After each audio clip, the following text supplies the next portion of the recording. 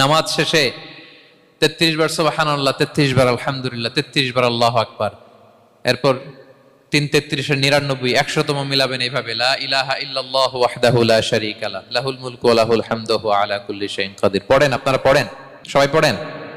বিষ্ণু বলেন নামাজের পরে যদি 33 বার সুবহানাল্লাহ, 33 বার আলহামদুলিল্লাহ, 33 বার আল্লাহু আকবার, এরপরে 100তম বার লা ইলাহা কেউ পড়ে, তার যদি সাগরের ফেনা পরিমাণ গুনাহ থাকে আল্লাহ তাআলা তার সব গুনাহ মাফ করে দেয়।